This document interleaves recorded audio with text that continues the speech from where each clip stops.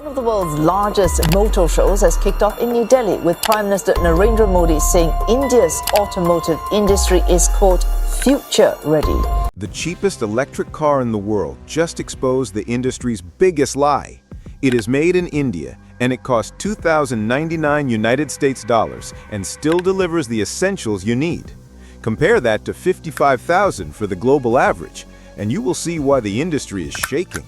By the end of this video, you will know exactly how they did it, how you can benefit, and the one detail in the final minutes that could change your next big financial decision.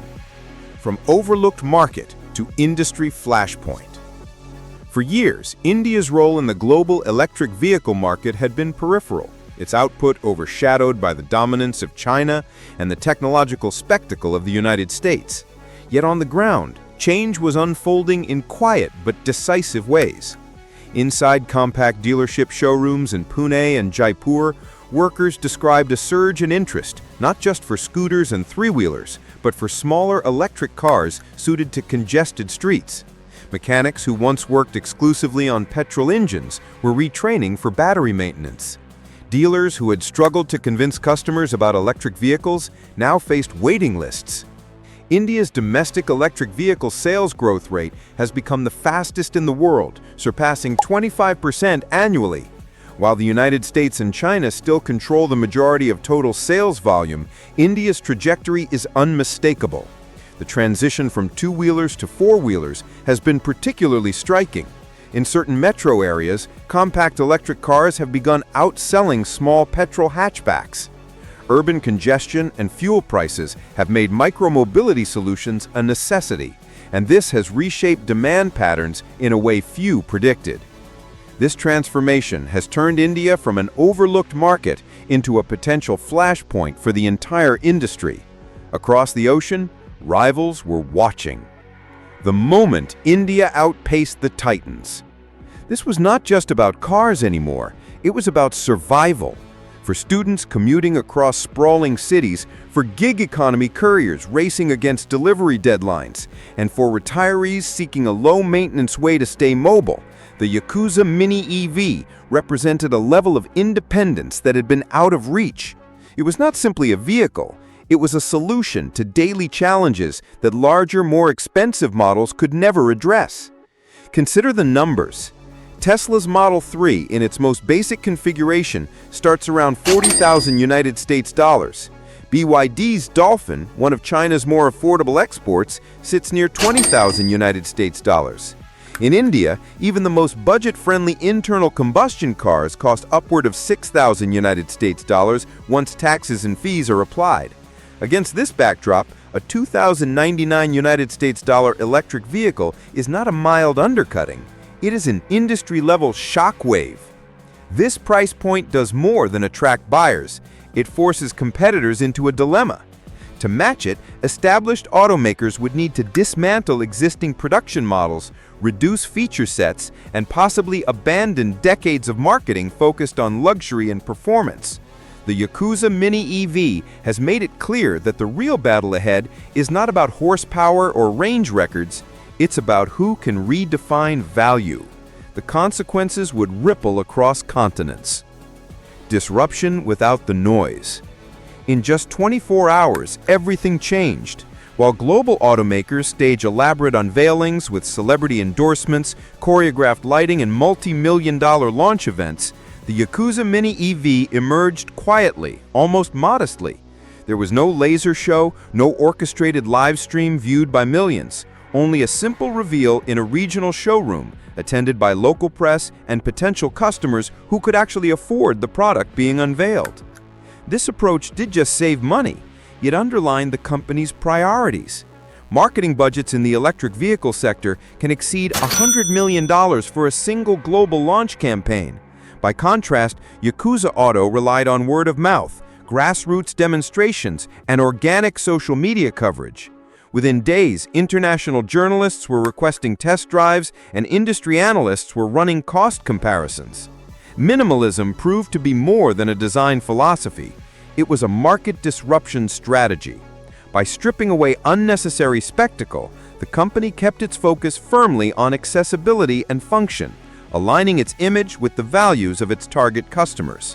While rivals scrambled to understand how such a launch could gain traction without massive promotional spend, the answer was clear to those paying attention. The product spoke for itself, and the market was listening. This is proof that disruption doesn't always arrive with a spotlight. Do you think this low-key strategy is the secret weapon? Let me know below, because what's next will change how you think about affordability. This is when the real plan emerged. Local hands, global shockwaves.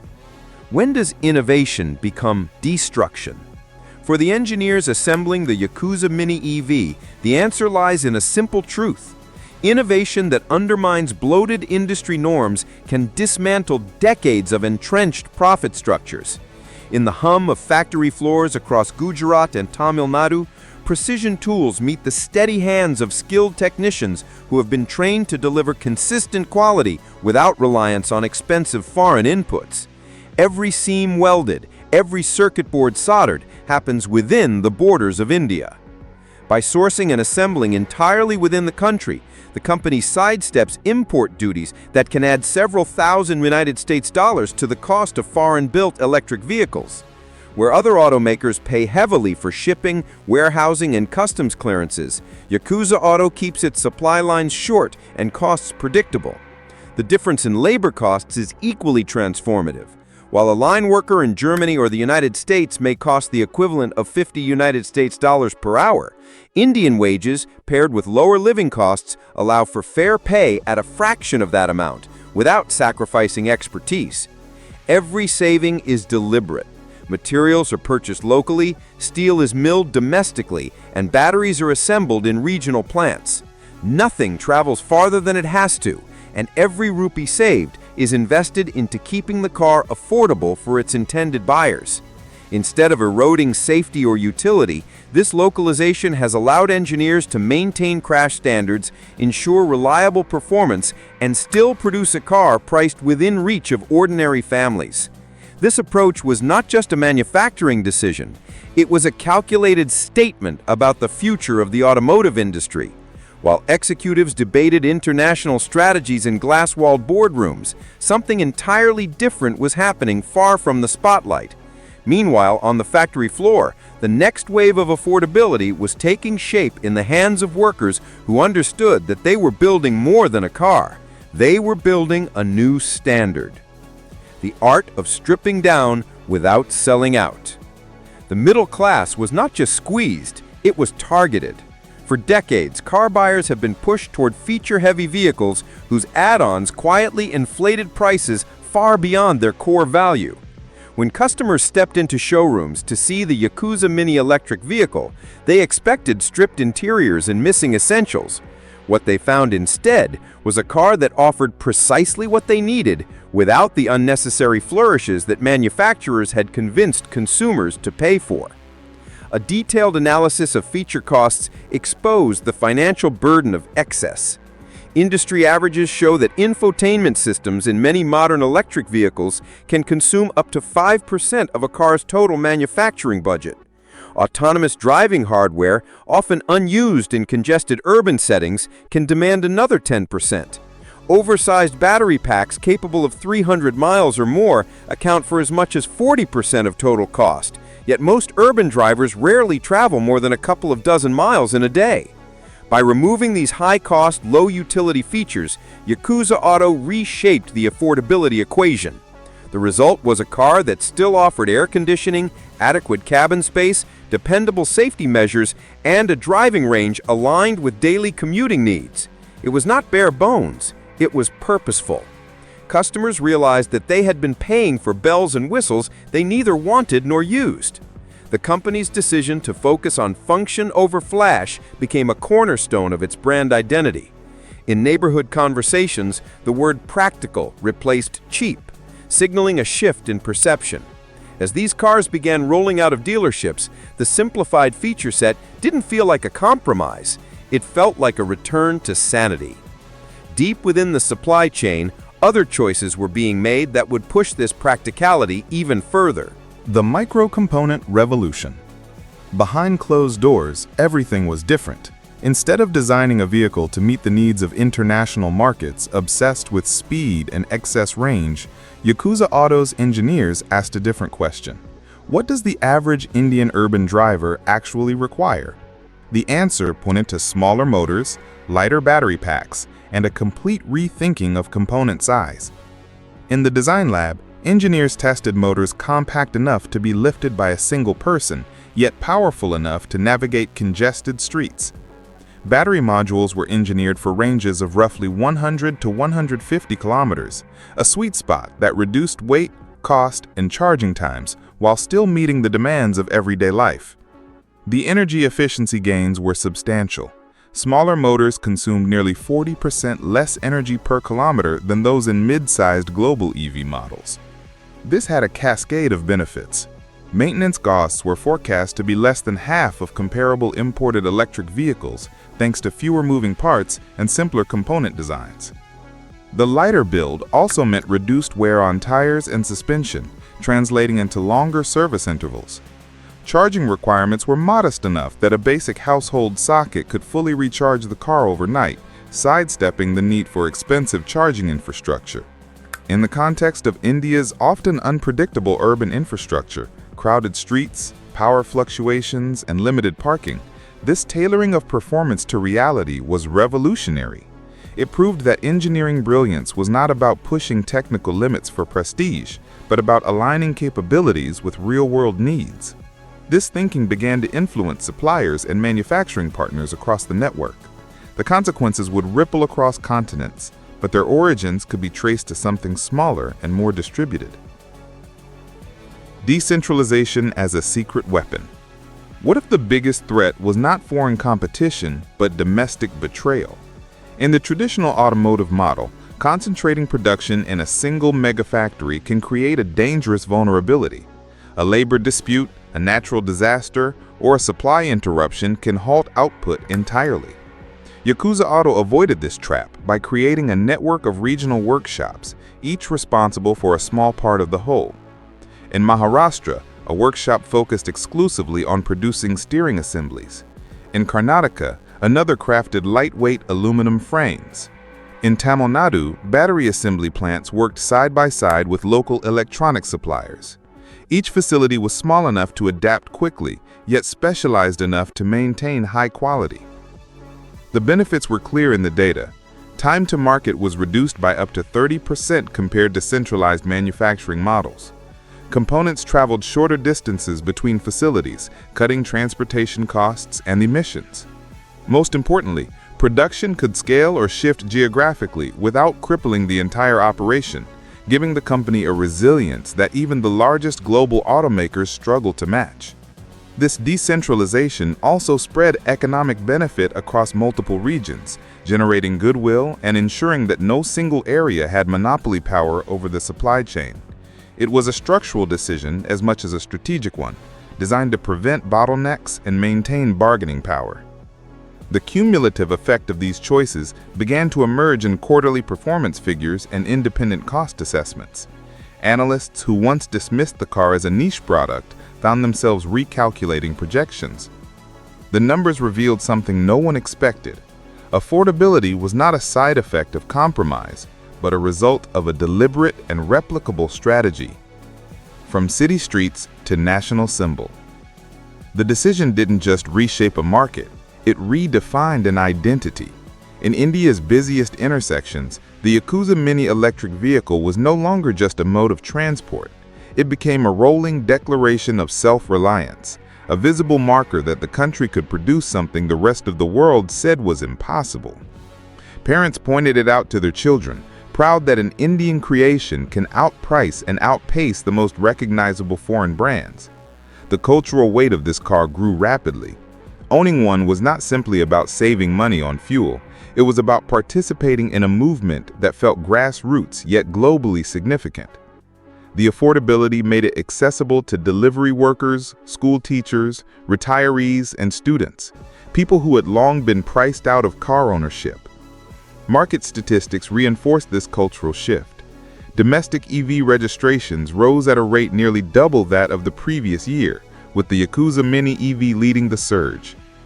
Analysts noted that it was one of the few products in the segment to sell evenly across metropolitan centers and smaller Tier 2 and Tier 3 cities. The more it appeared on the road, the more it became part of the national conversation about independence from oil imports and reliance on foreign technology. Across television panels and community gatherings, the question shifted from, should we go electric, to why wouldn't we? In regions where the car became a common sight, conversations about the country's future in electric mobility gained urgency. This wasn't a quiet adoption, it was a public statement. Yet the car's impact extended far beyond domestic pride, reaching the desks of global automakers who began to see this as a strategic warning. The consequences would soon spill into trade policies and competitive playbooks. The supply chain that outsmarted the giants. When major automakers looked at India's growing electric vehicle sector, they saw a market that required heavy investment before profit. Yakuza Auto saw a map of opportunity. The supply chain was not built in the image of global giants, with massive centralized factories and complex international shipping lines. It was built for speed, adaptability, and minimal cost overhead. Regional suppliers could retool faster than multinational vendors. Aluminum body panels, electric drive modules, and wiring harnesses were all manufactured within the country.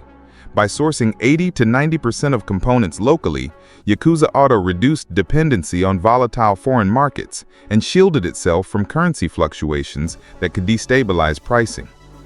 The cost differential was striking. A comparative analysis found that component costs were between 20 and 30% lower than global averages for similar parts. This was not just a matter of cheaper labor, it was the result of strategic vendor partnerships, reduced transportation distances, and avoiding import duties altogether. The agility of this system allowed the company to adjust production schedules in real time. If demand surged in one state, components could be redirected from another without weeks of delay. Global giants, with their vast but rigid systems, could not match this responsiveness without overhauling their operations entirely. As international competitors analyzed this model, some began to recognize a difficult truth. The same decentralization that made Yakuza resilient also made it nearly impossible to outprice them without drastic structural change. This realization pushed the conversation into boardrooms thousands of miles away, where executives debated how to respond to a competitor who was playing a different game entirely. Policy wins in their favor. While ingenuity in design and production was critical, Yakuza Auto's rise was accelerated by an alignment of political and economic conditions. Government incentives for electric vehicle buyers, reduced taxation on locally manufactured cars, and subsidies for battery production created an environment where an already low-cost vehicle became irresistible to the average consumer.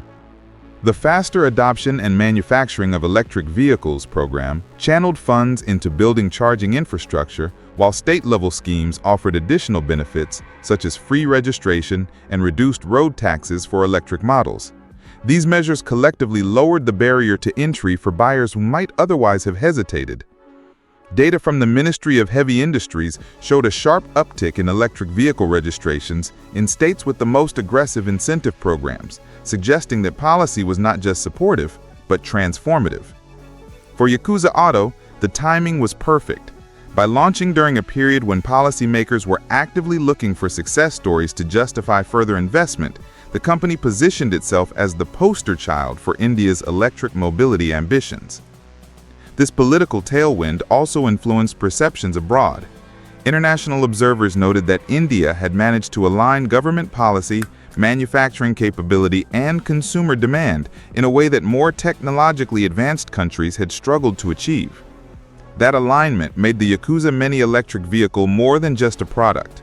It was proof that national strategy could catalyze market transformation.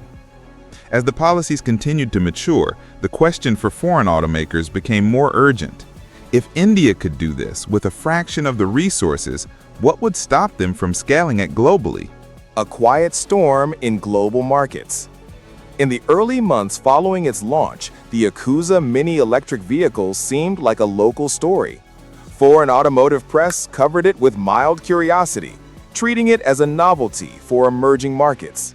Then the export discussions began.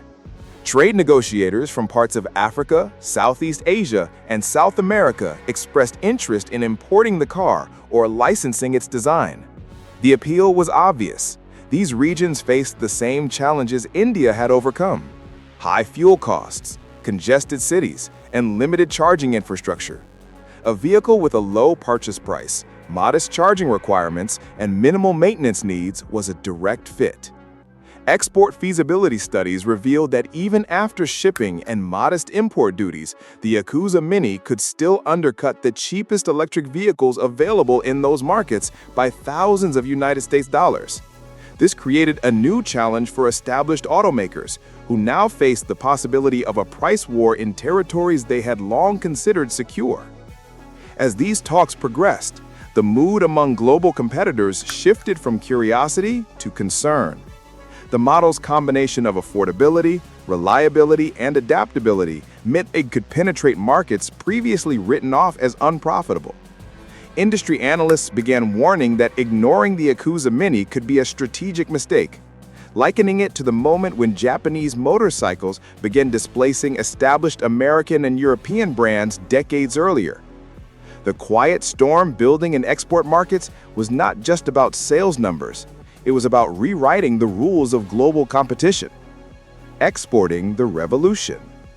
The moment foreign buyers compared the final export pricing of the Yakuza Mini electric vehicle to the trending compact models in their own markets, the conversations became urgent. The BYD Dolphin, a Chinese model praised for its affordability, still cost over 10 times as much in many African and South American markets once tariffs and shipping were factored in.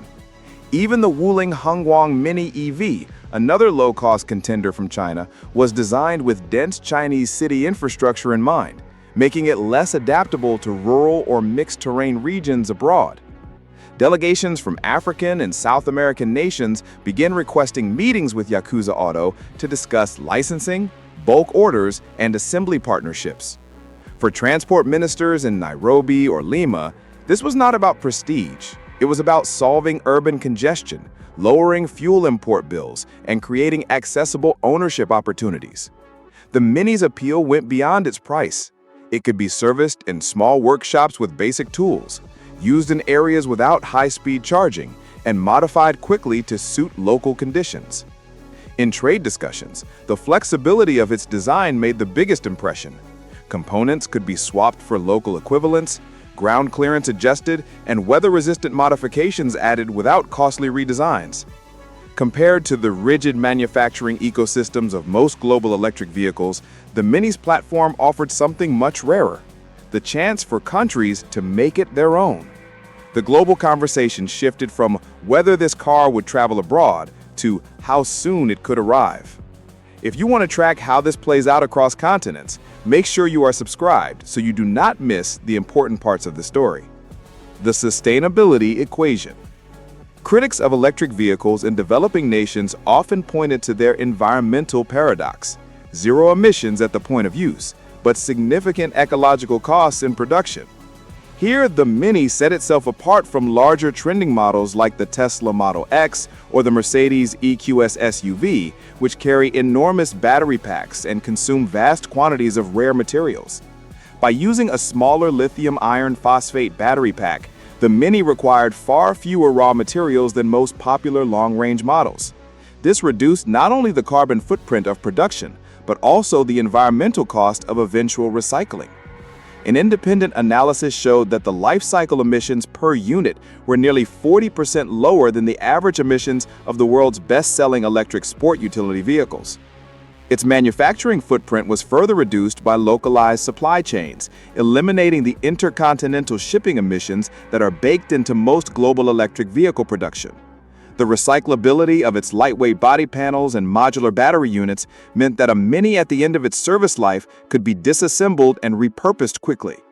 In sustainability discussions, the Mini stood in contrast to the industry's bigger is better trend, where global brands pushed for maximum range and luxury, often well beyond the needs of typical drivers. Yakuza Auto had proved that minimalism could also be a climate solution. Global industry at a crossroads. The shockwaves from the success of the Mini reached boardrooms in Tokyo, Detroit, Stuttgart, and Shanghai. For years, industry growth strategies had centered on premium positioning, longer ranges, bigger batteries, and ever more advanced driver assistance systems. Models like the Hyundai Ioniq 5 and Tesla Model 3 were considered entry-level in their markets, yet their prices were far beyond the reach of the average household in most of the world. Market analysts began mapping scenarios in which the Mini's philosophy, minimal but essential, was applied elsewhere. The numbers suggested a difficult reality for legacy automakers.